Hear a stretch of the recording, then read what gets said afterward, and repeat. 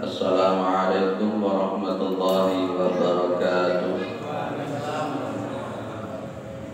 Alhamdulillah, alhamdulillahilladzi arsala rasulahu bil huda wa dinil haq liyudhhirahu 'ala dini kullihi wa kafa billahi shahidan. Asyhadu an la ilaha illallah wa asyhadu anna Muhammadan 'abduhu wa rasuluhu la nabiyya ba'da. Allahumma shalli 'ala Muhammad wa 'ala alihi wa sahbihi wa man tabi'ahum bi ihsanin ila yaumiddin. Amma ba'du. Kita bersyukur kepada Allah Subhanahu wa taala atas segala nikmat yang diberikan oleh Allah kepada kita semua, terutama sampai pada petang hari ini kita masih diberikan kekuatan iman dan Islam, kita masih diberikan kesehatan serta kesempatan sehingga kita masih bisa melaksanakan kewajiban kita sholat maghrib berjamaah dan kita lanjutkan dengan mengkaji agama Allah Subhanahu wa taala. Mudah-mudahan kesempatan yang semacam ini senantiasa diberikan oleh Allah kepada kita semua sampai nanti kita menghadap kepada Allah yang tentunya dalam posisi husnul khatimah. Salawat salam tetap dilimpahkan kepada Rasulullah Muhammad SAW sebagai khatamul anbiya wal mursalin, penutup para nabi dan rasul yang tidak ada nabi lagi sesudah Nabi Muhammad sallallahu alaihi wasallam. Baik, kita lanjut. Kemarin selesai surat Al-Insyirah. Sekarang kita masuk di surat Ad-Duha. Ada yang belum hafal surat Ad-Duha? Ada yang belum hafal? Baik, surat Ad-Duha itu adalah surat Makkiyah. Surat Makkiyah berarti diturunkan oleh Allah sebelum beliau hijrah. Ini biasanya senangannya dibaca kalau sholat duha. Padahal yorano kewajiban itu gitu. Ayatnya ada 11, turun setelah surat Al-Fajr, diturunkan setelah surat Al-Fajr. Baik, wadduha itu sumpah. Allah bersumpah dengan waktu duha. Wadduha demi waktu duha. Duha itu kalau dalam bahasanya adalah wa awal nahar. Duha itu adalah awal daripada siang, itu duha. Nah, kapan waktunya duha kalau disebut dengan awal nahar? Jadi kita kenal dengan namanya sholat duha.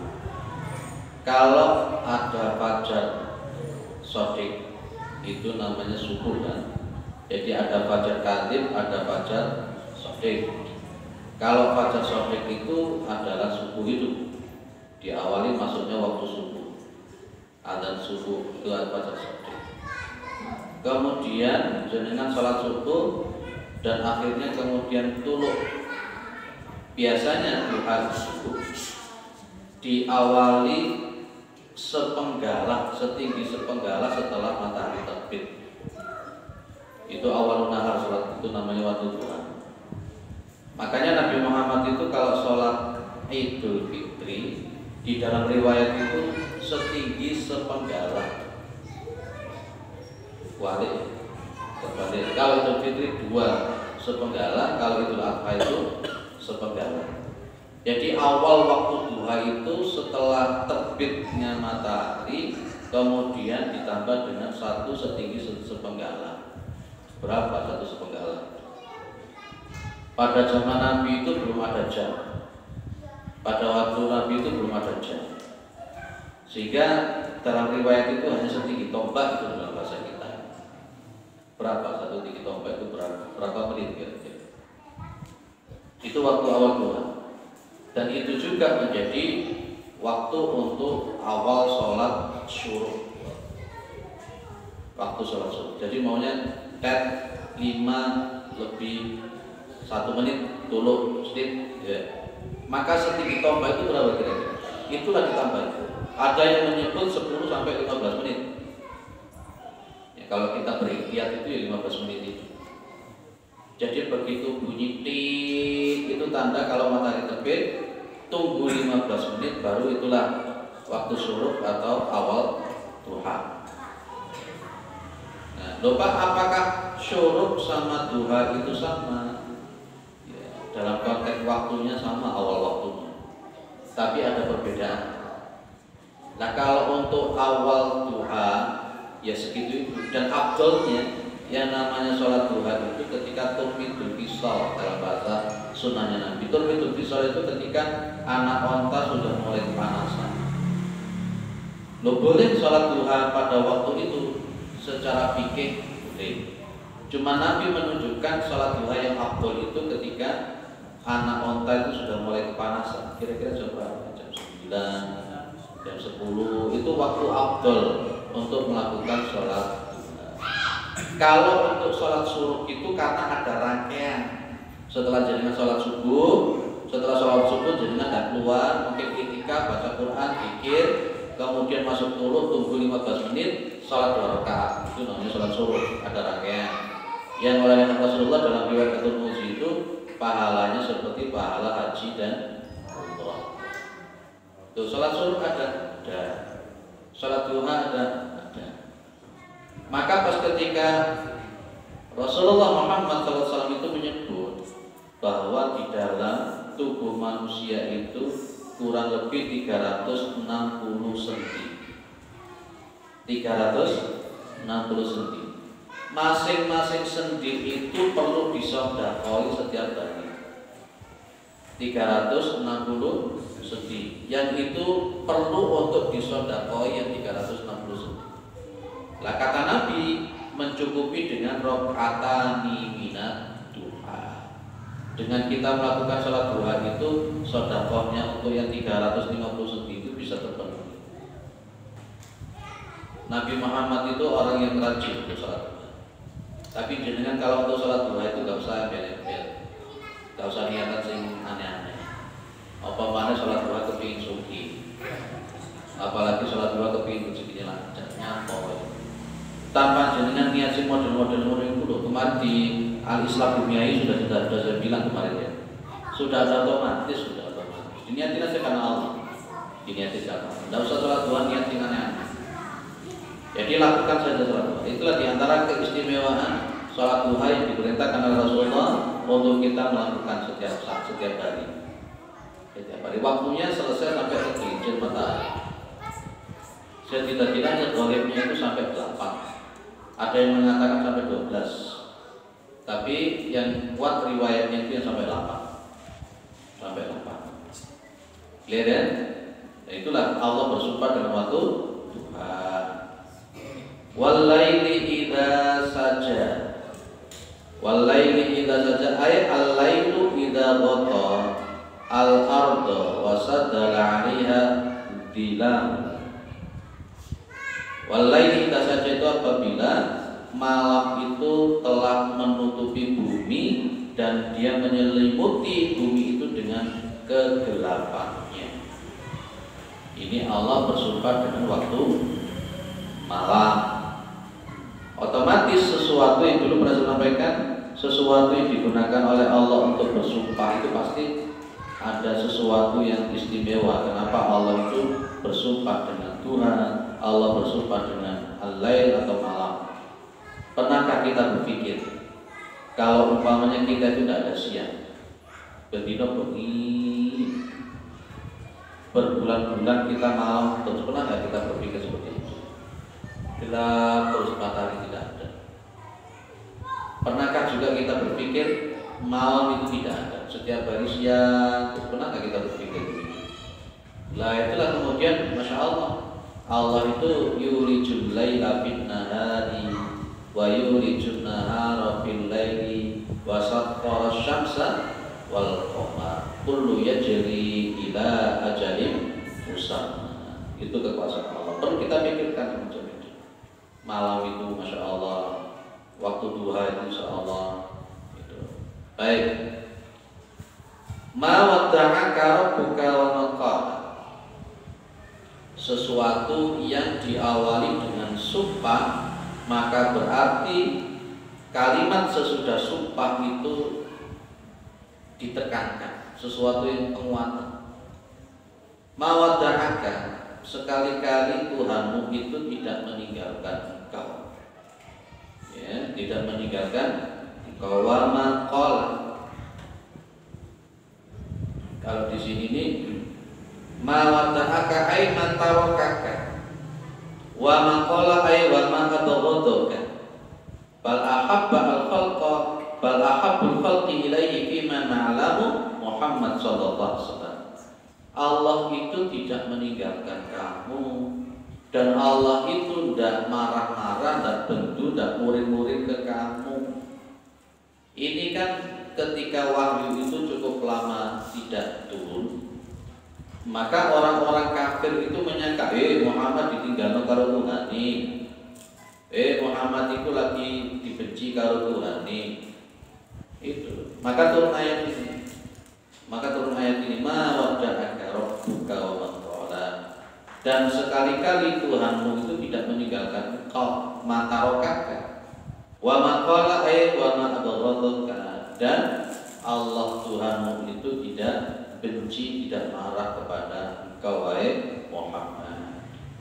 Ibu bapak yang dimuliakan oleh Allah Subhanahu wa ta'ala, Nabi itu orang atau makhluk yang paling dicintai oleh Allah Subhanahu wa ta'ala. Bal ahabbul khalqi ilaihi fima na'lamu Muhammadun sallallahu alaihi wasallam. Tapi justru makhluk yang paling dicintai oleh Allah di dalam hal-hal yang apa kita tahu, dalam konteks keilmuan syariat yang kita tahu itu Muhammad sallallahu alaihi wasallam itu adalah ahabbul khalqi. Ahabbul khalqi itu berarti makhluk yang paling dicintai oleh Allah. Mulai zaman Nabi Adam sampai manusia yang terakhir, makhluk yang paling dicintai oleh Allah itu adalah Muhammad sallallahu alaihi wasallam. Sebaik-baiknya makhluk itu Rasulullah Muhammad SAW. Sebaik-baiknya makhluk itu Rasulullah. Sebagus-bagusnya makhluk yang dicintai oleh Allah itu Rasulullah SAW. Dijamin masuk surga, dosa-dosanya dimaksum, itu Rasulullah Muhammad SAW. Baik, maka kemarin sudah kita bahas sampai kalau kita itu hanya beriman kepada Allah, tapi tidak percaya kalau tidak percaya dengan Rasulullah, ya tidak diterima iman ini. Maka konteksnya ya asyhadu alla ilaha illallah wa asyhadu anna Muhammadar Rasulullah, harus ada. Bapak Ibu yang dimuliakan oleh Allah, walihada iftarahu Allahu li'adzami risalati. Maka karena demikian itu Allah memilih Muhammad SAW untuk mendapatkan risalah yang terbesar. Kalau Nabi itu diutus membawa risalah, maka berarti risalahnya Kanjeng Nabi itu menghapus, memperbaiki, menyempurnakan risalah-risalah sebelumnya. Berarti bagaimana? Kalau memang jenengan itu beriman kepada Nabi Muhammad SAW, maka yang jenengan pakai itu yang dari Nabi. Sementara yang berasal dari sebelum Nabi Muhammad tinggalkan.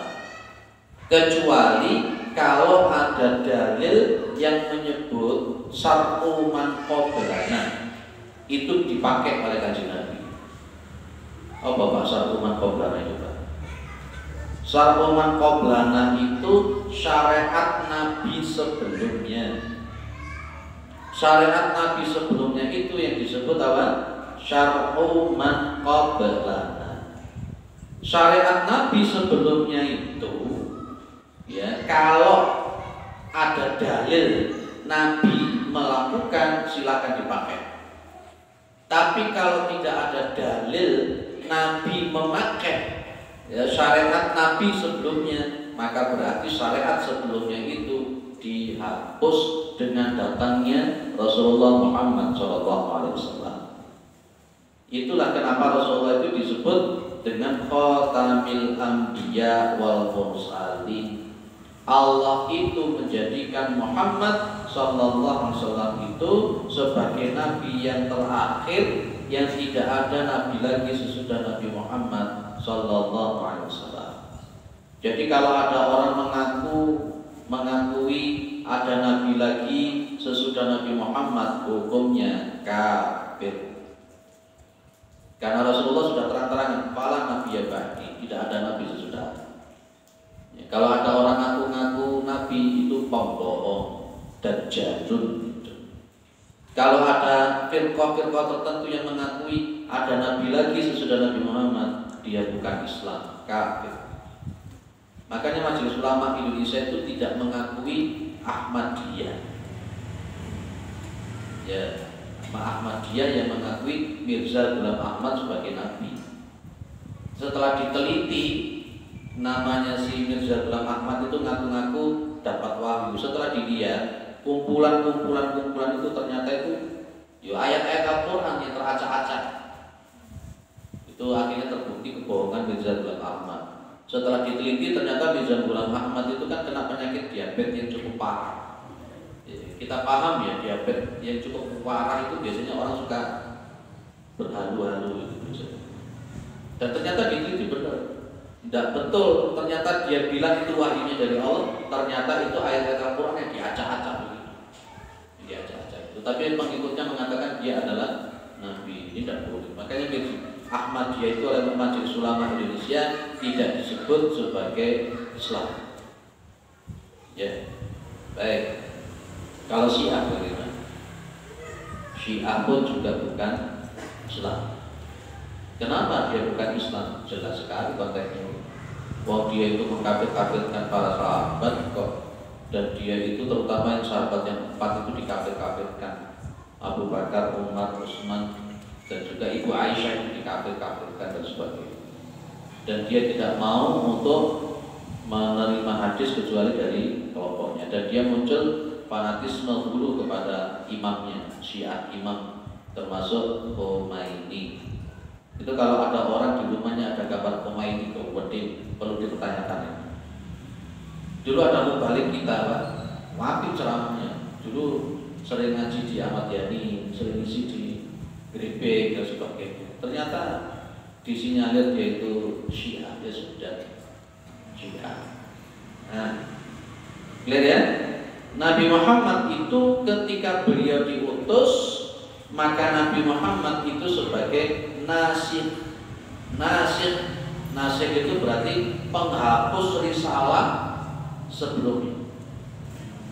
Makanya kalau di dalam kitab Sahih Adabil Islamiyah itu, terutama di dalam masalah kepengurusan jenazah, dan juga di dalam kitab Ahkamul Janaiz wa Bid'ahuha itu yang saya kasih di Muhammad Sobri itu kalau Rabu kedua ketiga wajib memang di situ khusus membahas masalah jenazah-jenazah. Namanya kitabnya Ahkamul Janaiz. Itu di syuting live di Facebook gitu. Saya ngaji tentang masalah Ahkamul Janaiz di Muhammad Sobri. Di Muhammad Sobri itu juga termasuk yang disampaikan di sana, yang saya sampaikan di situ di kitab Ahkamul Janaiz, termasuk di dalam konteks kepengurusan jenazah. Kita melakukan apa yang dibawa oleh Nabi. Jangan kemudian ketika mengurusi jenazah itu dengan membawa ajaran-ajaran sebelum Nabi Muhammad SAW datang. Ya Hindu, ya Buddha, tetap. Kalau memang mengaku Nabi amantu billah wa amantu bi Rasulillah, ambil yang datang dari Nabi, karena Nabi itu khatamul anbiya. Nabi itu khatamul anbiya wal mursalin, ambil yang datang dari Nabi Muhammad sallallahu alaihi wasallam. Jangan mengambil yang lain-lain. Wong Allah pun juga sudah mengatakan al-yauma akmaltu lakum dinakum wa atmamtu alaikum ni'mati wa raditu lakum al-islaman dinan. Islam itu sudah sempurna, Pak. Clear ya? Jadi itulah yang dimaksud Rasulullah itu khatamul anbiya wal mursalin. Ma wadda'aka rabbuka wa ma qala. Allah itu tidak meninggalkan kanjeng Nabi. Allah itu tidak benci kepada kanjeng Nabi. Bahkan Allah itu mencintai kanjeng Nabi. Allah itu menjamin kanjeng Nabi, menjadikan beliau itu mendapatkan risalah yang terbesar, menjadi khatamul anbiya wal mursalin dan seterusnya. Kalau Allah saja menghormati Nabi Muhammad SAW, kalau Allah saja itu mengagungkan Muhammad SAW, tentu kita harus lebih untuk menghargai, menghormati Muhammad SAW. Nah, cara untuk menghormati Kanjeng Nabi itu simpel, Pak. Cara mengagungkan Kanjeng Nabi itu simpel, nggak rumit. Apa itu? Allah cuma bilang. Allah itu cuma bilang. Ada beberapa riwayat dalam Al-Quran. Qul in kuntum tuhibbunallaha fattabi'uni yuhibbukumullah wa yaghfir lakum dzunubakum. Itu cara pertama. Kalau jenengan itu betul-betul memang mencintai Allah, tentunya mengagungkan Rasulullah, fattabi'uni, ikuti aku. Ittiba kepada Nabi Muhammad SAW, bukan ittiba kepada yang lain-lain. Gini, saya kembangkan sedikit. Manhaj dalam beragama itu piro? Apa sih manhaj? Oh, dididik beda manhaj, dididik beda manhaj, manhaj itu apa saja? Kan ono sing kelompok-kelompok model ngono. Dididik manhaj, dididik manhaj itu apa saja nih? Kita kalau manhaj itu apa? Gak dalam ngaji, beda manhaj. Ini tak duduk ya. Apa manhaj itu, Pak? Manhaj itu kan tata cara beragama. Ada 3 model tata cara beragama. Model yang pertama, tata cara beragama dengan taklid. Ya, taklid ini bebas. Terus pokoknya melu bener salah. Pokoknya melu, dan sampai pada konteks fanatisme kultus individu. Itu bermanhaj yang pertama. Jadi kan termasuk yang ini benar. Kadang-kala kita ini dituduh hizbiyah, padahal mereka sendiri lebih hizbiyah lagi. Jadi kalau kita itu beragama, wis pokoknya taklid, pokoknya melok, bener enggak pokoknya melok. Itu bisa jadi orang semacam ini mempertuhankan ulama. Ayatnya jelas jadinya di surat At-Taubah. Ittakhadhu ahbarahum wa rubbanahum arbaban min dunillah. Mereka itu mengambil pendeta-pendeta mereka, mereka mengambil ulama-ulama mereka Tuhan selain Allah. Ini manhaj yang pertama apa tadi taklid. Lah Adi bin Hatim itu seorang mu'alaf. Adi bin Hatim itu seorang mu'alaf datang kepada Nabi. Nabi mana butuh, kami tidak menyembah ulama, kami tidak menyembah pendeta Nabi. Kami tidak rukuk kepada mereka, kami tidak sujud kepada mereka. Nabi cuma mengatakan mereka itu, ya kan, wa tuharrimuna ma ahallallah. Mereka mengharamkan yang Allah halalkan, maka kemudian wa tahrimuna, kamu ikut-ikutan mengharamkan. Wa tahilluna ma haramallahu, dan mereka menghalalkan apa-apa yang diharamkan oleh Allah. Wa tahilluna, dan kalian ikut-ikut untuk menghalalkan sesuatu yang haram. Benar ya Rasulullah, kata Adi bin Hatim. Naam ya Rasulullah. Maka Nabi bilang apa? Fatilka ibadatuhum, maka itulah yang namanya menyembah ulama. Jadi kan berapa menyembah ulama? Biasanya ciri khasnya orang yang taklid buta itu tidak mau tahu, bener budak pokoknya melok.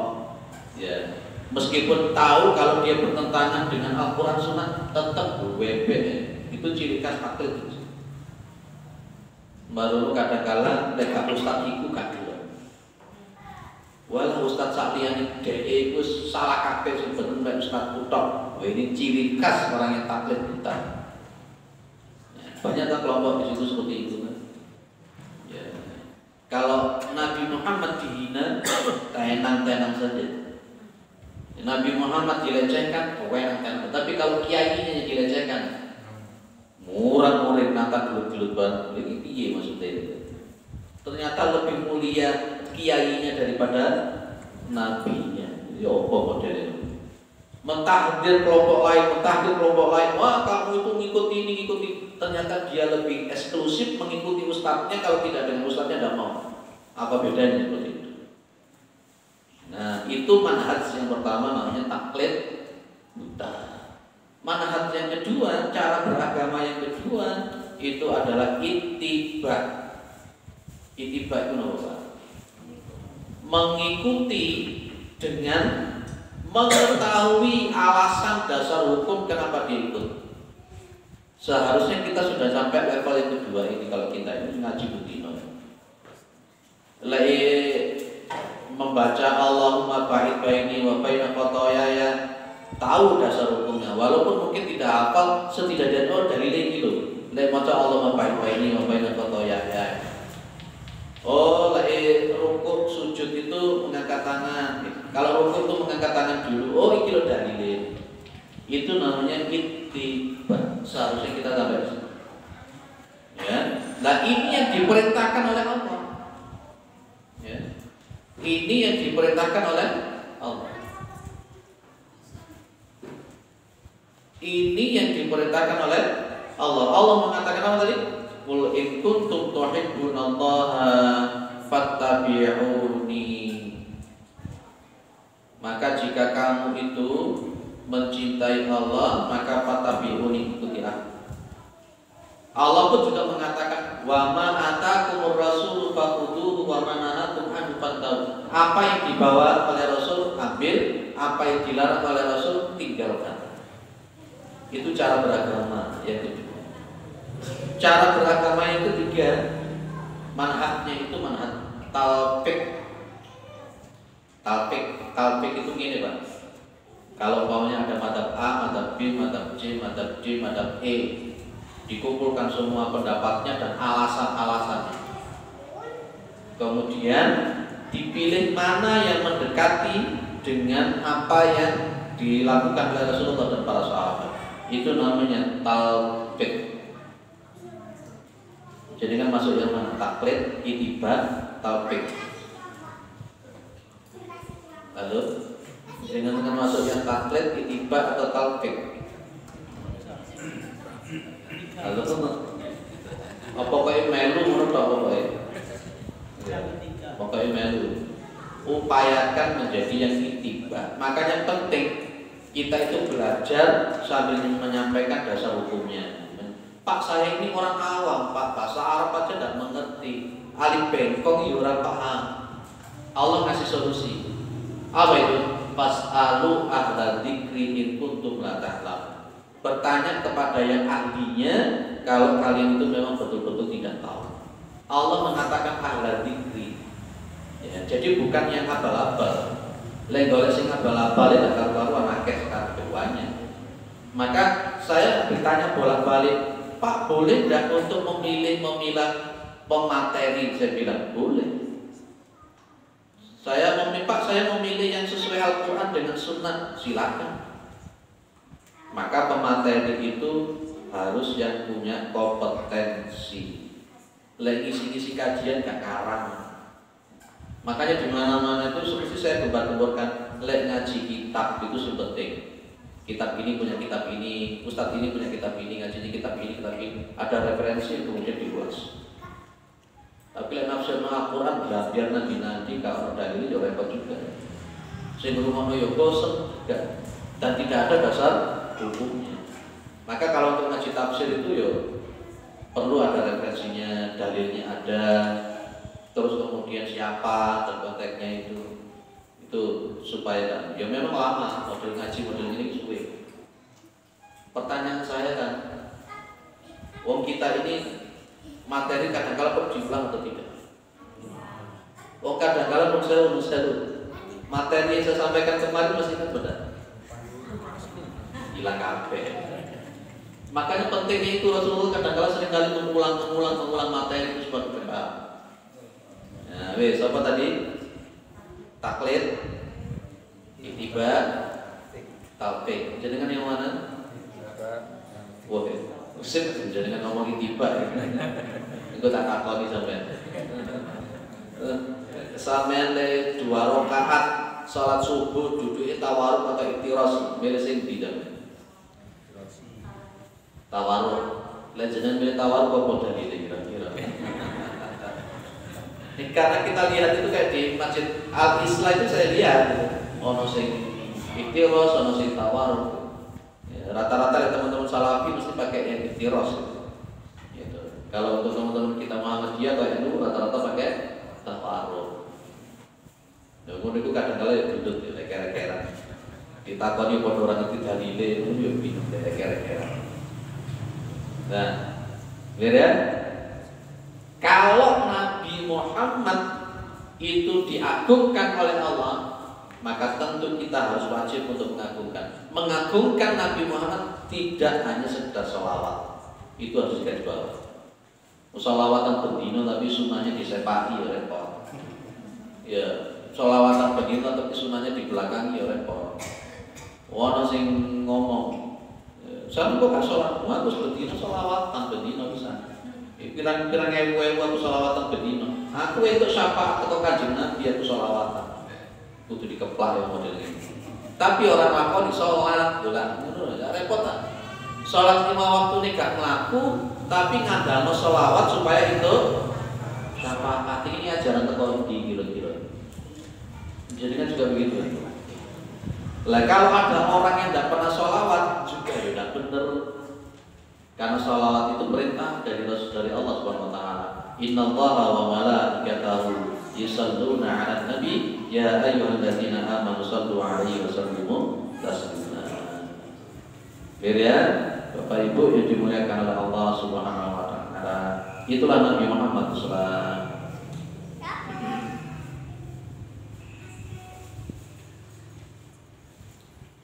Maka berkenaan dengan Nabi Muhammad SAW yang Allah itu tidak meninggalkan Muhammad SAW, maka kita ini pun juga harus berupaya untuk melaksanakan syariatnya Rasulullah Muhammad, menjaga Rasulullah SAW dengan baik.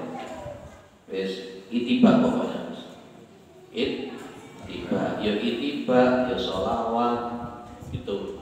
Ojo gedekno sholawat tapi itiba gak ono. Ojo gedekno itiba tapi sholawatnya gak ono. Ya loro-loro jalan.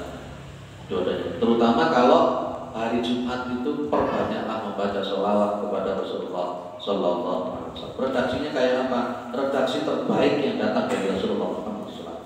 Namanya sholawat Ibrahimiyah. Allahumma sholli ala Muhammad wa ala Muhammad kama shallaita ala Ibrahim wa ala Ibrahim wa barik ala Muhammad wa ala Muhammad kama barakta ala Ibrahim wa ala Ibrahim innaka Hamidum Majid. Itu sholawat yang langsung datang dari Nabi Muhammad SAW.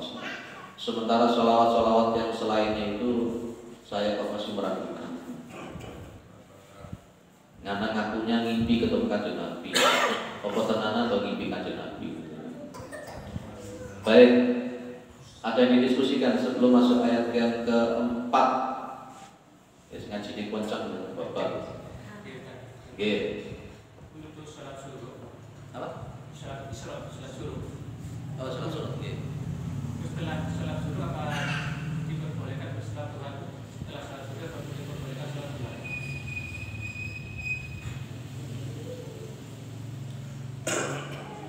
Setelah melakukan sholat suruh 2 rakaat kemudian melakukan sholat duha apa boleh?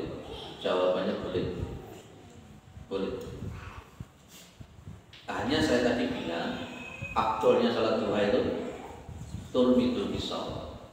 Ketika anak onta itu kepanasan, mungkin jenengan bilang, Pak, aku serangan kantor, Pak. Engkau serangan kantor gak mungkin sholat duha ya wis mesti saniku. Mari sholat suruh, baru kemudian melakukan sholat duha. Boleh, secara hukum boleh. Cuman ambil saja yang aktor. Kalau jenengan pergi ke kantor tuh masuknya jam 8, jenengan berangkatnya jam berapa? Berangkatnya setengah 8. Sebelum berangkat sholat duha boleh 2 rakaat. Kalau umpamanya di kantor karena pas ada waktu istirahat, pas waktu jam 9 dan setengah 10 jenengan sholat duha boleh, karena yang afdol sholat duha tadi itu sekitar jam sekian. Ada yang habis sholat suruh langsung sholat duha? Ada. Kalau di Masjid Khotijah di Bulu Lawang itu teman-teman, kalau habis ngaji sama saya begini, ngaji selesai kan sampai setengah 8 selesai. Ya, Kan biasanya kalau setengah 8 selesai, baru kemudian turun ke bawah makan-makan. Setengah 8 itu mereka sholat duha dulu, kemudian turun makan-makan, baru kemudian mereka melakukan aktivitas. Boleh tuh. Di Bulu Lawang. Sekali-kali jaringan ramaikan di sana Bulu Lawang. Ambil silaturahmi ke sana. Mereka butuh dukungan kan, mereka kan juga minoritas juga. Di sana ngajinya ngaji tauhid di minggu pertama atau minggu ketiga. Kitabnya kitab Fathul Majid seperti yang kita kaji di Al-Islam dunia. Ada yang lain? Oke. Misalnya setelah sholat subuh kita ada hadas diakhiri atau mengakhiri, kemudian sebelum suruh kita sholat pagi perkenan sholat sunnah sebelum suruh. Rasulullah itu melarang untuk sholat pas berbarengan dengan terbit matahari. Ya. Konteks larangan semacam ini jadinya bisa menyimpulkan. Katakanlah toloknya itu jam 5 pas gitu ya. Sebelum nyampe pada konteks setinggi sepenggala, maka Rasulullah itu tidak membolehkan untuk melakukan sholat. Jadi ada 3 waktu kan kita itu dilarang. Di antaranya itu pas terbenam matahari, pas tergelincir matahari, dan seterusnya itu ada. Termasuk Rasulullah melarang sholat yang ada sebabnya setelah sholat asar. Jadi tidak boleh sholat yang berbarengan dengan terbit matahari, karena itu barengan kata Rasulullah dengan tandu setan. Ya, baik. Ada yang lain? Cukup. Ada terjemahan dari selawat itu sendiri. Apa? Terjemahan atau arti dari selawat itu sendiri. Selawat Allahumma sholli Muhammad wa ala Muhammad kama sholli ala Ibrahim. Karena saya sementara ini mengartikan ya Allah bentuklah kepribadianku seperti halnya kau bentuk kepribadian Nabi Muhammad dan keluarganya, dan kama sholli ala Ibrahim wa ala Ibrahim sebagaimana kau membentuk kepribadian Nabi Ibrahim beserta keluarganya. Kau berikan Muhammad wa ala Muhammad dan berkati Muhammad dan keluarganya kama ta'ala Ibrahim al-Ibrahim sebagaimana engkau berkati Nabi Ibrahim dan keluarganya. Apakah ada arti yang lain seperti itu yang kita bisa? Sholat itu secara linguistik itu artinya doa. Sholat yusol di sholatan itu secara linguistik kebacaan itu doa.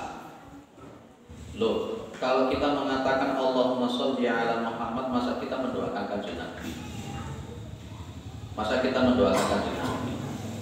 Ada orang-orang yang kemudian muskil, itu kanjeng Nabi itu dijamin masuk surga, kanjeng Nabi itu sudah dimaksud, kanjeng Nabi itu hatinya paling baik dekat sama Allah dan sebagainya. Maksud kita mendoakan kanjeng Nabi? Maka pemahaman sholat yusolli itu kita pahami di dalam sholat itu. Ternyata sholat kita kan pas ketika melakukan ibadah seperti kita ini kan namanya sholat. Ternyata tidak disebut sebagai berdoa saja. Karena unsur daripada sholat itu wal al aslu al ibadati al khudu. Ya, hukum pokok asal daripada ibadah itu al khudu, ketundukan, kepatuhan. Maka pas posisi makna daripada sholat yang secara syariat itu diartikan semacam itu, maka ketika kita mengatakan Allahumma sholli ala Muhammad itu bukan dalam rangka untuk mendoakan Rasulullah SAW, apalagi mendoakan supaya beliau diampuni dosa-dosanya. Dan itu sebagai bentuk kita itu mentakdirkan Rasulullah. Itu sebagai bentuk kita itu menghormati Rasulullah, menghargai Rasulullah SAW. Seperti saya katakan tadi, ya, ketika kita mengagungkan Rasulullah Muhammad SAW, diantaranya dengan itibak dan sholawat. Kalau pemanaan seperti yang jenengan sampaikan untuk kata-kata sholat yusolli dimaknakan dengan supaya kita punya kepribadian seperti Nabi Muhammad, sampai hari ini tidak ada ulama yang menerjemahkan seperti itu. Tidak ada ulama yang menerjemahkan seperti itu. Jadi sholat yusolli, makanya nanti kita lihat innallaha wa malaikatahu yusholluna ala nabi. Allah bersolawat kepada Nabi, malaikat bersolawat kepada Nabi. Apa artinya? Ternyata kan tidak mempunyai makna mendoakan, juga mempunyai makna yang lain. Itulah makna istilah dengan makna linguistik itu berbeda. Sholat itu secara linguistik doa memang, tapi secara istilah, secara syariat, sholat itu bukan hanya sekedar doa, tapi di situ ada ranah kedudukan. Makanya kalau dengan sholat itu ada ruku, ada sujud. Kenapa harus ruku sujud? Kan esensi daripada sholat itu kan eling juga. Kenapa kok tidak mandek meneng sajam ngadep kulon sing penting eling? Tidak. Tapi ternyata kenapa kita harus melakukan gerakan kedudukan kepatuhan itu? Andai kata dalam 5 waktu itu kiblat itu sampai dipindah 5 kali, maghrib ke selatan, subuh ke timur, isya ke barat, esensinya bukan ke barat timur itu bukan. Loh, dalilnya apa? Laisal birra an tuwallu qibalal masyriqi wal maghribi walakinnal birra man amana billahi wal yawmil akhir dan seterusnya. Itu loh Pak. Jadi jangan memaknakan sholat yusalli itu dengan konteks yang tidak terajarkan, apalagi tidak ada dalil dari Al-Quran dan Sunnah Rasulullah SAW. Jadi kita apa adanya. Allahumma sholli ala Muhammad wa ali Muhammad wa barik ala Muhammad wa ali Muhammad dan seterusnya, itu ada makna yang seperti disampaikan oleh para ulama. Gitu Pak. Iya. Dari arti tadi kan bukan doakan Rasul, tapi bukan bagi kita sendiri. Iya. Jadi kita memang mengagungkan Nabi, menghormati Nabi sebagai ahabul khalqi ilallah, sebagai apa lagi? Khatamul anbiya wal mursalin dan seterusnya. Kita bersolawat karena perintah Allah Subhanahu wa taala dan rangka untuk mengagungkan. Makanya tadi saya bilang mengagungkan Nabi itu dua, ittiba dan kemudian apa? Di antaranya bersolawat kepada Rasulullah SAW. Perbanyak untuk solawat dan kemudian ittiba kepada Nabi Muhammad SAW. Yes, itu. Yang ada ini Ustaz, ibadah yang mengartikan barang siapa berselawat atas Nabi maka dijamin masuk surga. Barang siapa bentuk kepribadian seperti Nabi Muhammad, dia dijamin masuk surga. Maka dalam arti ini juga dihubungkan tadi yang disebutkan Ustaz bahwa malaikat pun berselawat, Allah pun berselawat. Artinya di situ ikut andil membentuk kepribadian Nabi Muhammad. Tidak bisa seperti itu ya. Tidak. Kalau untuk meniru kepribadian Nabi itu namanya juga ittiba. Dalilnya apa? Ini dengan Nabi Muhammad SAW. Nabi Muhammad SAW itu kan konteksnya laqad kana lakum fi Rasulillahi uswatun hasanah. Uswatun hasanah sebagai bentuk. Nah, ini yang namanya kepribadian, Pak. Sementara kalau sholawat itu jangan dikaitkan dengan konteks macam itu. Nah, makanya Nabi bilang begini, kullu ummati yadkhuluna al-jannah. Setiap umat itu pasti masuk surga. Jadi kan itu semuanya pasti masuk surga. Illa man aba, kecuali orang yang tidak mau masuk. Ada sahabat yang bilangnya, man ya bayar Rasulullah, orang yang tidak mau masuk surga ini sopo. Kok aneh ada orang tidak mau masuk surga. Nabi cuma bilang, man ata'ani dakhala jannah. Orang yang taat sama aku, dia masuk surga. Berarti ittiba, mengikuti kepribadian Rasulullah. Kalau orang mengikuti kepribadian Rasulullah, mengikuti ittiba sama Nabi, jamin surga. Tapi kalau untuk orang bersolawat, belum tentu masuk surga. Oh, solawatan nggak tahu sholat, biar katanya masuk surga. Solawatan tapi kemudian tidak sesuai dengan sunnahnya Nabi, nggak bisa masuk surga. Itu sesuatu yang berbeda. Seharusnya kita yo ittiba sekaligus solawat, yo ittiba. Dan orang yang tidak mau masuk surga itu siapa? Wa man asani faqad aba. Barang siapa yang bermaksiat kepadaku, tidak taat sama aku, tidak ittiba sama aku, berarti dia tidak mau masuk surga. Jadi enteng kok. Jadi kan kalau ingin masuk surga itu gampang. Wis melu kan Nabi beres. Itu kalau ingin masuk surga, gak usah sing aneh-aneh. Ketika ada seorang ulama kemudian dia itu memfatwakan A, B, C, D, E didelok, kan Nabi ki piye? Sahabat ki ndak ono, yo wis gak usah melui. Enteng kan?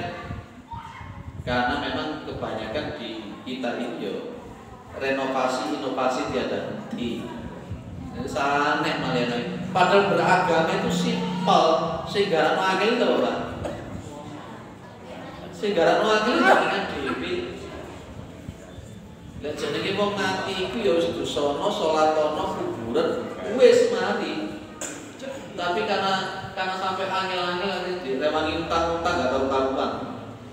Saya membuat sulit itu kita sendiri. Agama itu simpel, gampang.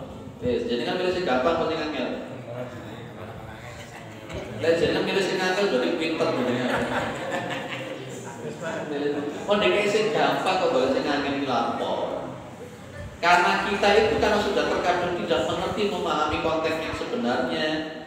Terus kita hidup di masyarakat, ada orang-orang itu yang pilih sing angel-angel wedi dirasani, wedi dikucilno, wedi dielokne. Akhirnya kalau sing angel itu mah lah nyapo dikasih gampang kok boleh ngalahkan.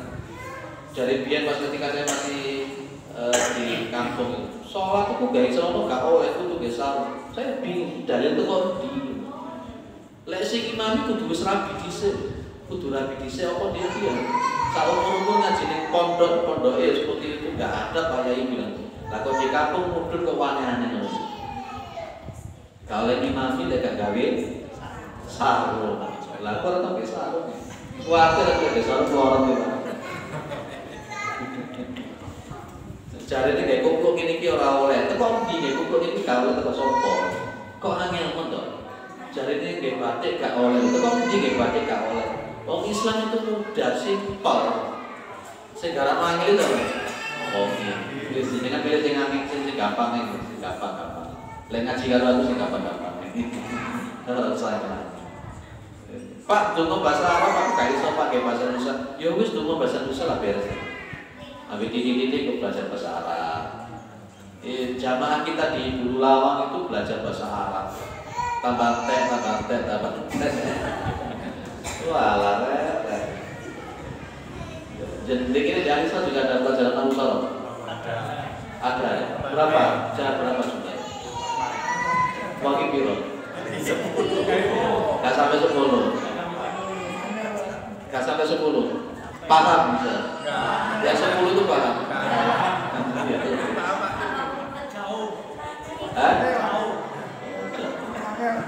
Antara sulasi mujarab sama kumasi sama rubai terus bingung. Itu turun praktek boleh di kamus sih kita sulasi rubai kumasi bingung menaik. Akhirnya boleh sisi boleh ngaji ruku ini dia ngaji ruku malah nunggu minggu ngarep apa kali malah di akhir. Tidak apa-apa lah jadinya dapat pahala. Ada yang lain tuh? Oke. Allahumma sholli ala Muhammad wa ali Muhammad dan wa ala ali itu beda maknanya Pak. Boleh apa enggak? Dua-duanya boleh. Jadi karena alanya itu kan begini. Allahumma sholli ala Muhammad. Kemudian wa ala ali Muhammad. Alanya itu kan sebenarnya kan dipasang dua-duanya atau tidak sama mana. Dan itu boleh. Jika penjenengan pakai yang wa ala ali Muhammad atau wa ali Muhammad sama. Itu ada sesuatu yang mahdhuf. Pada bahasa Arab ada sesuatu yang mahdhuf, ada sesuatu yang dibuang, tapi tidak menghilangkan makna. Itu. Oke, boleh. Jadi biasanya pakai yang mana? Langsung wa ali Muhammad. Boleh. Riwayat juga sama-sama ada. Selama memang sama-sama ada riwayatnya, boleh kita lakukan. Dua-duanya juga ada riwayat. Yang nggak boleh itu kalau kita sholat tidak bersolawat kepada Nabi. Pak, katanya sholawat itu hukumnya sunnah. Jadi kalau pikir-pikir katanya itu sunnah katanya. Saya cuma mengatakan wa man atakumur rasulu faqutuhu wa man nahakum anhu fantahu. Ya, apa yang dibawa oleh Rasulullah ambil, apa yang dilarang oleh Nabi tinggalkan. Rasulullah menyuruh para sahabat ketika sholat untuk bersolawat atau tidak? Menyuruh kan? Ya wis lakon tanpa harus bertanya. Itu aja. Kalau saya beragama itu simpel. Nabi ngongkon lakon, gak ngongkon tinggal. Ini ngono aja. Biasanya tidak mau terlalu terkontaminasi oleh akal, mesti takut-takut. Iki apa sih? Iki haram apa mubah apa wajib apa sunnah. Akhirnya muncul kata-kata sunnah itu kalau dilakukan dapat pahala, kalau ditinggalkan tidak apa-apa. Dalam hal sunnah kok ditinggalkan ini. Akhirnya kita balik, sunnah itu berarti kalau melakukannya dapat pahala, kalau meninggalkan berarti rugi karena tidak mengambil sunnahnya Nabi Muhammad SAW. Sholawat itu diperintahkan oleh Rasulullah kepada para sahabat dan kita. Ya wis lakonono beres. Lihat ya Pak, enak kalau beragama itu simpel. Segala ngomong lah dengan diri. Apalagi terkontaminasi akal, diputar-putar, pikir. Akhirnya kemudian hadis ditolak, sunnah ditolak, hanya gara-gara tidak sesuai dengan akal. Gak boleh begitu.